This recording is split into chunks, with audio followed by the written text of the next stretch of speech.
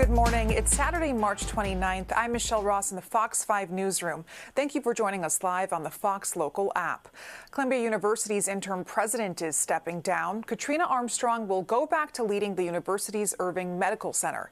This comes after Columbia announced several policy changes agreeing with the Trump administration's demands to restore $400 million in federal funding. And more bad news for drivers who use I-80. Officials say they found a significant void under the left lane of I-80 westbound. That means all westbound lanes will remain closed and detoured in Morton for at least 5 more weeks, and eastbound lanes for at least 7 weeks. Checking the forecast, today feels like summer. Temps reach above 80. Tonight, clouds with some showers, and tomorrow cooler. A local college isn't just training students. The students are actually cracking cold cases. So far, the Investigative Genetic Genealogy Center at Ramapo College has solved nearly 24 of them. Fox 5's Teresa Priolo picked up a magnifying glass to get a closer look at the unique program. Imagine if the vast majority of cold or incredibly complex missing persons or murder cases could be solved simply by referring to the DNA data that's already available. The college level and certificate program at Ramapo College in Mahwah, the first in the nation, focused on IgG or integrative genetic genealogy, is proving it's possible. We have approximately at least 650,000 unsolved violent crimes in this country that are floating around in the FBI's database. IgG has the power to solve nearly all of those cases. The small but mighty team here at Ramapo, led by David Gurney, consists of undergraduate students and older professionals interested in the practical applications of IgG. They're putting their heads together to solve cases and provide closure. The latest involved a missing woman from Allentown, Pennsylvania. Back in 2017, a foot was actually found in New Jersey, floating in a river. Nobody knew who that foot belonged to, where it had come from, why it was there. And this was in May of 2017.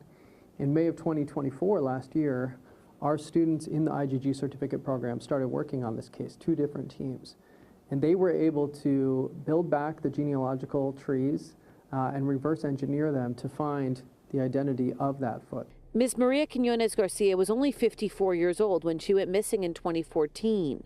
Because her children had their DNA tested, her identity could be confirmed through sites like Family Tree DNA and GEDmatch. Within 24 hours, you'll have access to a suite of DNA tools. For the students who helped with this case, this breakthrough was exhilarating. Making that discovery and kind of confirming it through basically testing other relatives was a tremendous feeling. It's fantastic. Fantastic because these students know the closure it can bring. The center has solved 22 cases, often with free genealogy tools, but they say they are only as good as the profiles that are uploaded and shared. Much of the work being done is by volunteers. So the more people we have not only doing volunteer work, but donating their DNA, it all contributes to the effort. Teresa Priolo, Fox 5 News. A Connecticut woman accused of holding her stepson captive for 2 decades, pleading not guilty to multiple charges yesterday. Police say 53-year-old Kimberly Sullivan subjected her 32-year-old stepson to prolonged abuse, starvation, and neglect. She was arrested earlier this month after he set fire to the Waterbury home they shared in what authorities called a desperate bid for freedom. A judge denied prosecutors' request for house arrest, but agreed to put Sullivan under GPS tracking. Accused serial killer Rex Heuermann in a Long Island courtroom yesterday. Lawyers for Heuermann want DNA tests conducted on hairs recovered from most of the victims in the case to be excluded from the trial, saying such analysis has never been accepted in a New York court of law. But a genetics expert testifying in a pretrial hearing in Riverhead Court said the DNA techniques used to analyze the hairs are widely accepted in the scientific community. Other experts are expected to testify in the coming days as well. Heuermann is now charged with the murders of 7 women. Skype was once one of the most popular video calling apps online, and now it will soon hang up the phone for good. Microsoft is retiring the service after over 2 decades of operation. Fox 5's Richard Giacovis shows us how Skype's competitors are sending the app off into the sunset. When's the last time you used Skype? Wow, Skype is a throwback, man. I think 2010 in college I used Skype. You know what Skype is? Skype? No, not really. And that may be the exact reason why Skype won't be around for much longer. Microsoft announcing that the video calling app, once popular in the 2010s, will go dark come May. Bye-bye. Should have kept up with the times, like Skype. Skype came on the scene in the early 2000s, transforming how people communicated online. But now Microsoft, which bought the app in 2011, says it's time for a new chapter, switching over some of its services to Teams, the company's video conferencing platform that allows users to work together in real time. They have Microsoft 365, which includes all the Office apps and includes Teams, and it all kind of works together. And for them, that's where they really want people to be. Tech expert Lance Ulanoff says competitors like Zoom, WhatsApp, and of course FaceTime have taken over, making Skype almost obsolete. Skype became much more about business and much less about consumers. So most consumers are not even going to notice that this is happening. For those who've been around long enough to remember Skype, well, they feel indifferent about the app shutting down. In fact, most no longer even have Skype on their devices. Skype is like up there with AIM. I usually just call someone on my phone, like do FaceTime to my phone, that's it. I don't even use Skype. I just use WhatsApp and, text messaging and stuff, so. And that's how I'm coming to you right now via the Zoom app on my phone, an app that's been on here since the early days of COVID. And it's a time that experts say may have been the downfall of Skype. So will Zoom really be the future of our FaceTime? Maybe. If we could only remember to unmute ourselves. Richard Giacovis, Fox 5 News. Scientists have found another reason to avoid consuming sugary drinks.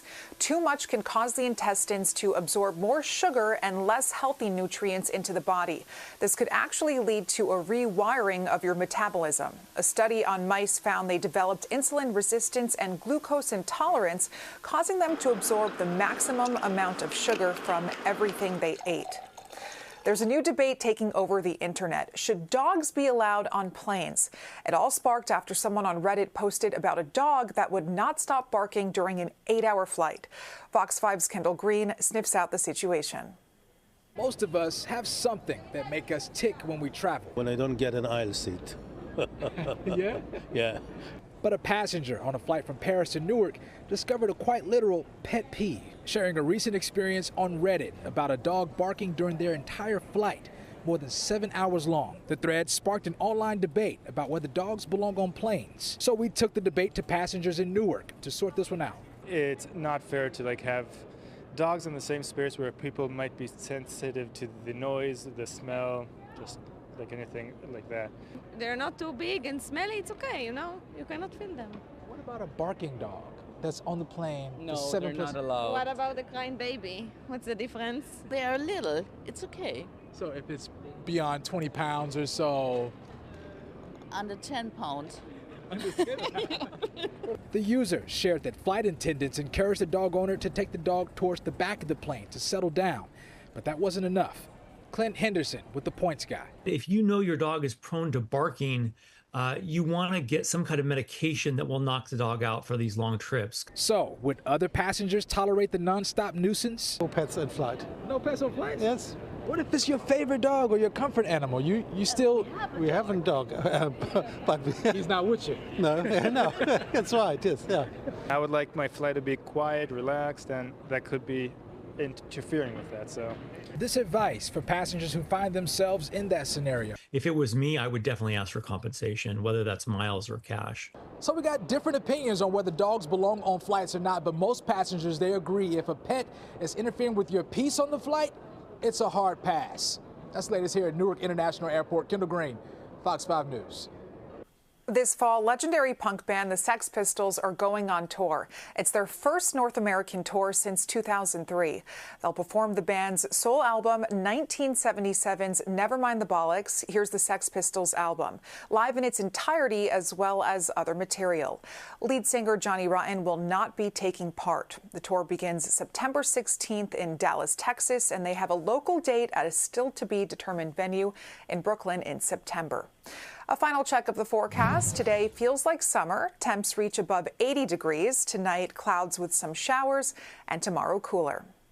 And that does it for us this morning. I'm Michelle Ross. Have a great day. And remember, Fox 5 News is always streaming here on the Fox Local app.